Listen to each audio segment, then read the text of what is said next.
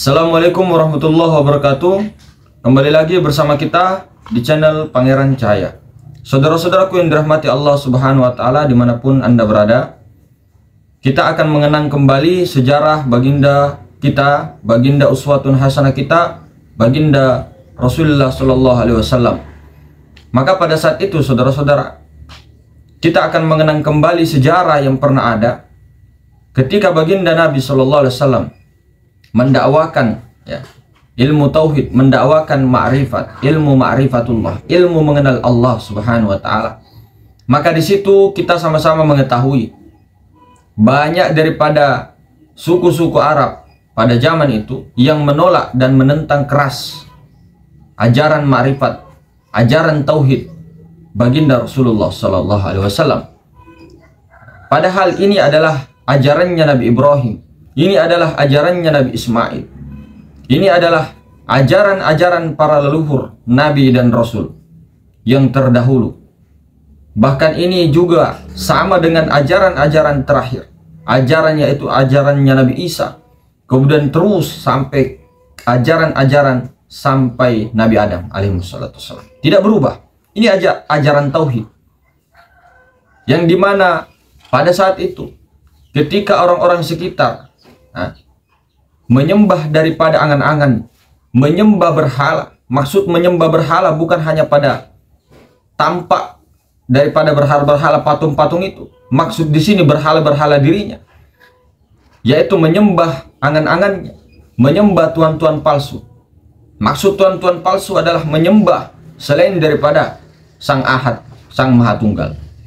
Di situ orang-orang pada saat itu menyembahnya dengan cara ritual saja, dengan cara ritual belaka, sebagaimana orang-orang di zaman sekarang, yang dimana zaman-zaman pada saat itu penyembahannya hanya kepada ritual, terhentinya kepada ritual, kepada syariat saja, kepada hukum saja. Jadi dia menyembah kepada hukum, kepada syariat, tapi dia tidak menyempurnakan daripada spiritualnya. Dia tidak masuk ke dalam ilmu hakikat, ilmu tauhid, yang dimana ketika baginda Rasulullah SAW ingin menyebarkan itu semua, maka Sayyidina Abu Thalib, bapaknya Sayyidina Ali, itu mengatakan kepada baginda Nabi, nanti kalau engkau mengutarakan ini ilmu tauhid yang engkau diilhamkan oleh Allah Subhanahu wa Ta'ala, oleh Tuhan, maka engkau akan ditentang ya Rasulullah, engkau akan dimaki-maki ya Rasulullah, engkau akan dihina wahai anakku. Tapi kata baginda Nabi SAW, ini adalah ajaran leluhur, ini ajarannya Nabi Ibrahim, ini ajaran spiritual yang dengannya Nabi SAW mendakwakan bahwa hanya Tuhan itu hanya tunggal. Jangan berhenti pada spiritual, jangan berhenti kepada ritual, jangan berhenti pada yang nampak saja, menyembah dengan berhala. Contoh ya, umat Islam sekarang, kita sendiri, kita ini, ketika dia hanya tertahan di ritual, itu hanya menyembah tuan-tuan palsu, menyembah berhala. Camkan ini saudara-saudara. Makanya kenapa orang-orang pada saat itu, kita tidak salahkan ritualnya. Yang kita salahkan di sini ritual tapi tanpa spiritual, tanpa hakikat. Pada saat itu tidak ada sama sekali spiritual.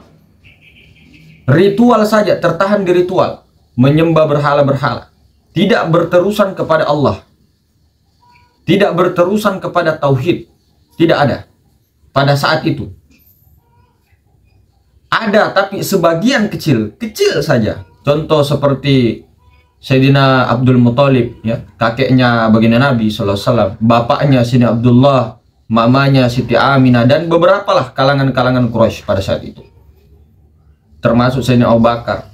Nah, Sayyidina Abu Thalib ini dikatakan itu bapaknya Sayyidina Ali, itu dalam keadaan syariat beliau memang tidak mengucapkan syahadat, tapi di dalam kitab-kitab lain, di dalam pendapat ulama tasawuf yang lain, Sayyidina Abu Thalib itu mengatakan syahadat dalam diri, tidak menzohirkannya kepada orang-orang umum, tapi beliau adalah meyakini betul-betul daripada ajarannya baginda Nabi Shallallahu Alaihi Wasallam.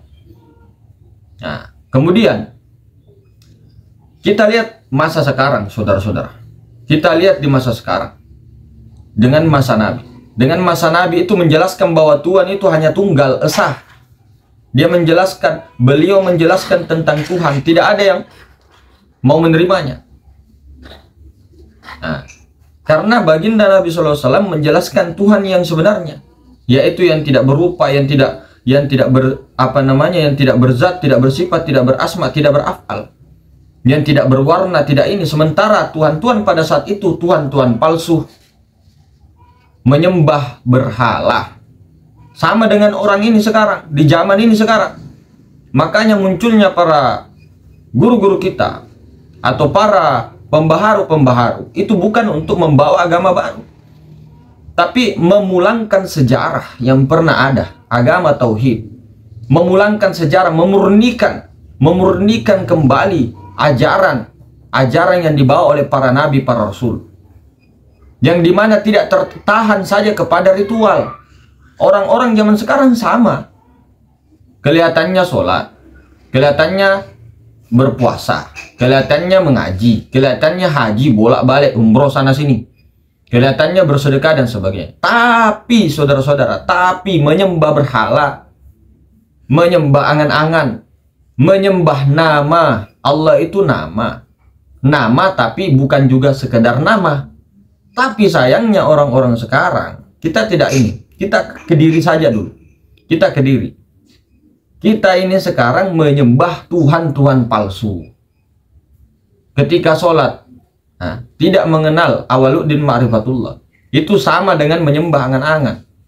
Menyembah angan-angan palsu. Sama. Dia tidak tahu apa yang disembah. Nah, maksud apa yang disembah di sini, aslinya, hakikatnya, dia sendiri menyembah dirinya. Ini kata-kata dia ini masih kata-kata ini ya, kita maklumi. Tidak mungkin kita bicara di YouTube vulgar. Dia sendiri yang mensucikan dirinya. Dia sendiri yang memandikan dirinya. Dia sendiri yang memelihara dirinya melalui tajallinya, nurnya. Dia sendiri yang mensolati dirinya. Dia sendiri yang menyembah dirinya. Dia sendiri yang memuji dirinya. Dia sendiri yang mengingat dirinya. Dia sendiri yang mencari, dia sendiri yang dicari. Pahamkan ini saudara-saudara. Ini tauhid ini. Tapi memang banyak sekali yang tidak menerima ini. Di zaman para nabi pun banyak sekali. Di zaman Rasulullah cuma 124.000 yang beriman tentang ajaran ini, ajaran tauhid. Nah sekarang orang-orang banyak mengaku Islam, banyak mengaku orang iman. Sementara ritual saja, spiritualnya mana? La yasalul ibadi illal ma'rifah. Tidak sah solat, tidak sah ibadah kecuali ma'rifat. Awaluddin ma'rifatullah. Awal agama mana Allah. Harus kenal Allah, wajib. Fardu ain, di atasnya fardu ain, kalau ada di atasnya lagi mengenal Allah. Minimal awaluddin ma'rifatullah sampai mengenal tahap Rabbul Izzati, baru dimesrakan. Kemudian kalau sudah mesra, baru torikohnya apa jalannya. Nah, begitu juga baginda Nabi dulu, 13 tahun dakwah tauhid, 13 tahun mendakwakan awaluddin ma'rifatullah untuk mengenalkan manusia pada Allah. Mengajak saudara-saudara lain pada masa itu. Nabi keliling-keliling dari rumah ke rumah, dari lorong ke lorong, dari lembah ke lembah, dari bukit ke bukit. Seandainya Mekah Madinah, di Mekah pada saat itu atau di sekitarnya, di kakinya Nabi SAW itu ini kan dicat merah, tidak ada satupun lorong-lorong yang tidak warna merah, saudara-saudara. Bahkan ketika Nabi pun dihina itu tidak marah. Nah, ini kita bicara syariatnya. Tapi siapa itu Nabi Muhammad SAW secara hakikatnya? Kalau kita tarik hakikat kesimpulan, huwal awal, huwal akhir, huwal zahir, huwal batin, dia juga, dia juga, aku juga, kata Allah. Cuma untuk adab, ini berbicara dalam syariat. Nah, seperti itu. Kemudian beliau juga dikenal dengan utusan terakhir. Jadi bukan menyempurnakan agama sebelumnya, tidak. Bukan, tapi memperbaharui dengan diantaranya tajalli Allah. Hakikatnya Allah Ta'ala sendiri dengan dirinya permainannya. Nah, kalau di syariat utusannya begitu. Semua adalah tunggal. Tapi beliau utusan terakhir pada saat itu. Nah, kemudian sekarang kenapa orang-orang pada tidak menerima, dan kenapa ketika sahabat Sayyidina Ali meninggal dunia, itu ilmu-ilmu begini tertutup, ilmu-ilmu tauhid, padahal ini adalah awaluddin ma'rifatullah. Kemudian sampai sekarang banyak yang tersembunyi. Kenapa? Coba lihat sejarah. Perpustakaan terbesar di dunia yang di Mesir namanya Darul Hikmah, itu dibakar, saudara-saudara. Kitab-kitab makrifat di situ semua ada. Kitab-kitab tauhid, karangan-karangan para tabi'in, karangan-karangan para sahabat, ensiklopedia Islam, semua di situ rata-rata. Bahkan filsuf-filsuf barat, filsuf-filsuf yang lain itu mengambil daripada di perpustakaan itu. Sepertiga kitabnya diambil, sepertiga dibakar, sepertiga dibuang ke laut.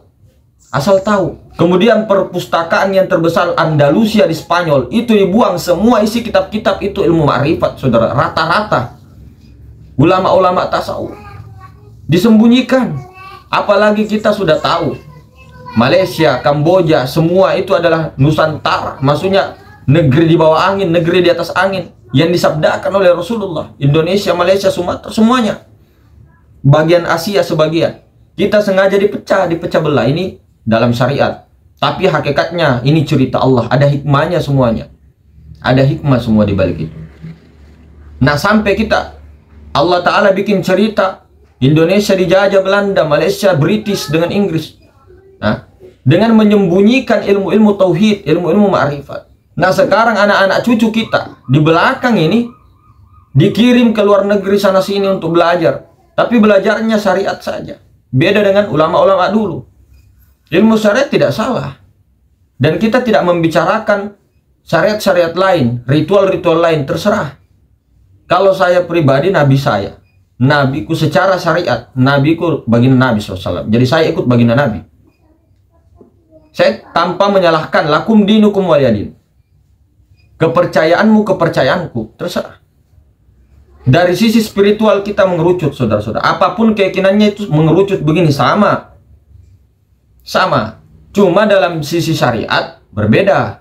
Tapi saya sendiri, saya pribadi, dengan tidak menyalahkan syariat-syariat lain, keyakinan lain, saya sendiri, saya punya nabi. Ini secara tubuh, secara jasmani. Ini kita punya agama, kita punya keyakinan masing-masing, kita punya ritual masing-masing, tanpa menyalahkan keyakinan lain. Tapi sisi rohani semua sudah tahu bahwa spiritual itu menuju ke yang satu, tunggal, sang yang tunggal. Akan tetapi begini, kalau saya pribadi itu tadi ikut uswatun hasanah baginda Rasulullah SAW. Maka begini, saudara-saudara, kita itu jangan merasa lebih baik daripada orang-orang yang maksiat. Begini. Dosa yang paling terbesar di muka bumi ini, yang tidak diampuni oleh Tuhan, oleh Allah Subhanahu wa Ta'ala, adalah dosa-dosa syirik. Dikatakan dalam Al-Quran, dikatakan dalam hadis. Apa itu dosa syirik? Langsung kita singkat. Dosa yang mengaku bahwa dirinya ada. Masiwallah, selain Allah tidak ada. Nafsu ananiyah, nafsu keakuan diri. Nafsu anania ini lebih besar daripada orang yang maksiat berzina 1000 kali. Bukan kita katakan kamu harus berzina, enggak disuruh, enggak. Maksudnya ini lebih besar karena ini syirik khofi bil khofi. Lebih besar daripada maksiat lahiriah. Maksiat batin ini, nafsu anania ini lebih besar dosanya daripada dosa-dosa zahiriyah. Camkan itu, saudara-saudara. Jadi ketika kita ini merasa sholat, kemudian kita dalam sholat kita merasa kita yang sholat, merasa ada diri sholat, itu lebih besar daripada orang-orang yang maksiat. Kasih tahu saja, ini sebenar-benarnya begini, saudara. Tidak tutup-tutup lagi. Pahami itu. Fawailul lil musallin, celaka orang-orang sholat, orang-orang yang mengaku dirinya sholat. Hati-hati. Makanya dikatakan orang makrifat itu duduknya tidak lagi sholat. Maksudnya bukan ritualnya, ritual tetap, syariatnya tetap. Hakikatnya itu dia tidak merasa dirinya sholat, begitu ceritanya. Akunya itu ada 3. Akunya itu dia sudah di akunya Allah. Akunya Allah Ta'ala, bukan akunya Adam, akunya iblis. Akunya dia. Begini dalam cara mendudukkannya. Jadi aku Adam atau iblis, akunya Muhammad, akunya Allah. Ada 3 aku. Nah, kita sekarang ini jika belum mengenal ma'rifat, maksudnya mengenal apa namanya, mengenal Allah secara awam, secara awal sampai ke Rabbul Izzati, kita ini masih di akunya Adam, akunya iblis. Contoh, kita ini masih meyakini bahwa mata yang melihat. Nah, ini akunya Adam, telinga yang mendengar, mulut yang berkata, ini iblis, ini iblis. Kemudian akunya Muhammad naik level kesadaran, akunya Nur Muhammad, akunya ruh. Kita meyakini bahwa bukan mata yang melihat, telinga yang mendengar, tapi yang melihat itu basar. Yang mendengar itu adalah sami. Sami. Bukan telinga. Yang di dalam itu yang mendengar. Kemudian naik level lagi di akunya Allah. Bukan kita mengaku Allah, akunya Allah, nyatakan. Yang mendengar, yang melihat adalah kaunuhu basirun, kaunuhu mutakallimun, yang berbicara, kaunuhu basirun, kaunu samiun, kaunuhu qadirun, kaunu itu. Jadi Allah, akunya Allah. Jadi ketika ada kehendak untuk berniat atau apa, itu sudah otomatis. Akunya kita duduknya di akunya Allah. Makanya berlindung, melebang. Berlindung itu kita lindungkan keakuan Adam, bahwa kita teruskan keakuannya Allah. Allah yang melihat, Allah yang mendengar, begitu ceritanya. Allah yang berkuasa, Allah yang berkehendak, begitu. Tapi lalui dulu akunya Muhammad, akunya Nur Muhammad itu. Nah, ini saudara-saudara, ketika orang di zaman sekarang menyebarkan ilmu syariat, itu tidak ada tentangan. Siapa yang menentang? Ilmu-ilmu hukum fikih paling perdebatan di antara kita-kita, ilmu-ilmu ini. Tapi ketika ilmu-ilmu tauhid, ilmu-ilmu ma'rifat dibuka, Masya Allah, itu siapa saja kelihatannya itu permainan memang. Jadi ilmu ini memang sengaja ditutupi oleh Allah. Sengaja Allah buat cerita, dikirimnya ahli kitab untuk membakar semua perpustakaan. Namanya cerita, namanya dunia, permainan senda gurau. Tapi ketika di masa sebelum huru hara akhir zaman tiba, maka ilmu ini kebuka. Akan tetapi saudara-saudara, semakin terbukanya ilmu-ilmu mutiara, ilmu-ilmu berlian ini, ambil sekarang. Sebelum hilang semua, disapu rata entah kemana. Teknologi hilang, apa semuanya hilang, apa semuanya. Ambil, pegang dulu. Nanti kalau ada masanya, amalkan, keluarkan. Jadi orang itu bukan hanya kita itu belajar di kitab, belajar sama guru, kemudian sudah ma'rifat fi Rabbul Izzati, sama sudah mengetahui nur ini, baru kita ma'rifat. Tidak, itu nanti dimesrakan terus menerus saudara-saudara. Jadi kita ini tidak pandang lagi bahwa yang berkulit, berdarah, berdaging, otak, sumsum dan sebagainya, enggak.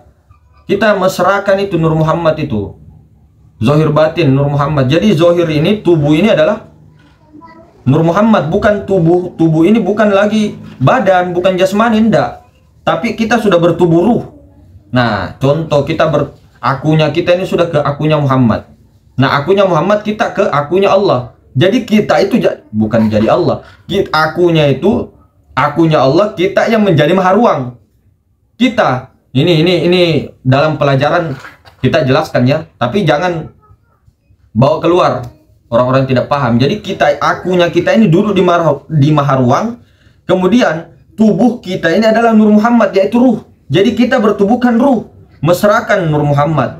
Semuanya alam semesta adalah Nur Muhammad. Jangan pandang alam semestanya. Meskipun wujudnya secara zohiria ada gunung, ada langit, ada tangan, ada kaki. Meskipun, tapi jangan kenang itunya.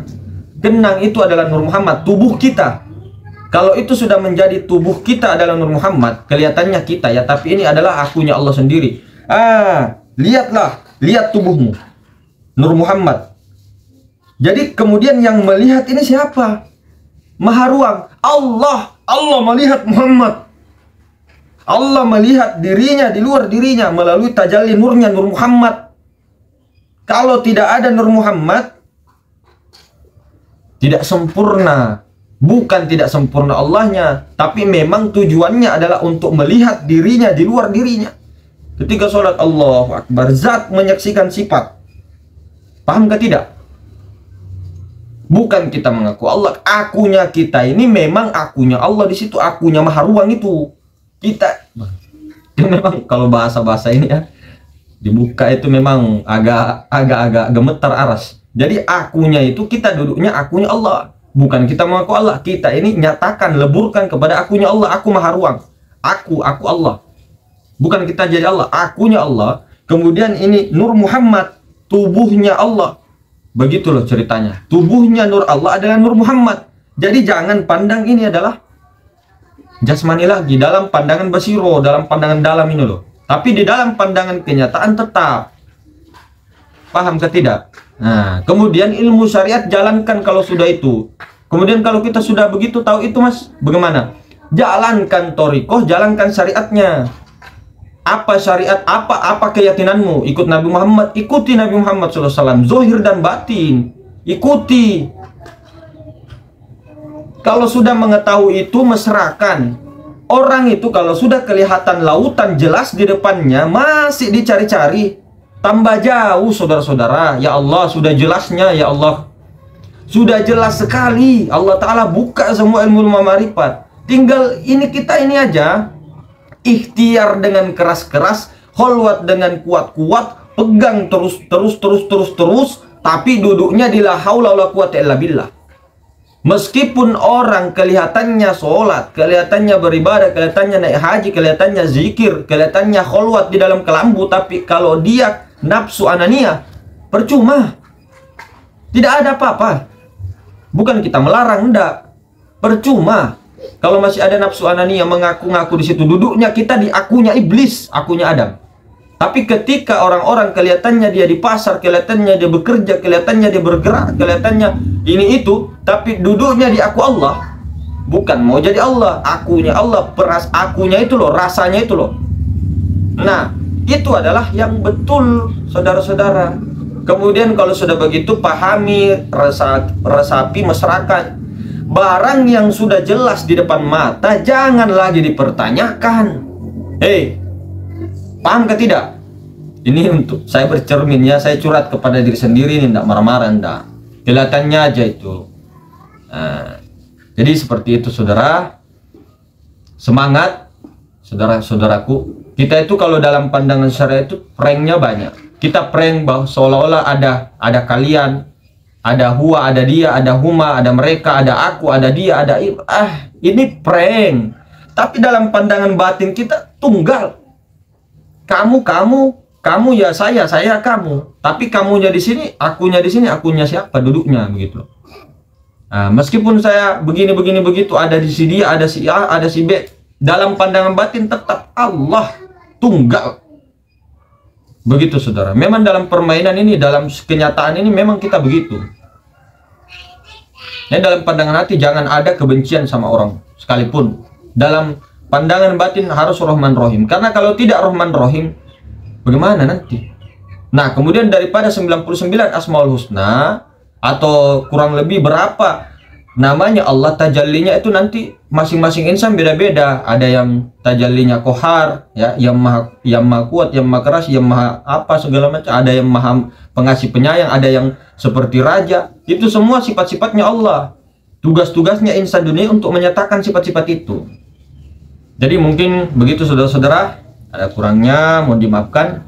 Subhanakallahumma bihamdik, asyhadu an la ilaha illa anta astaghfiruka wa atubu ilaik. Assalamualaikum warahmatullahi wabarakatuh.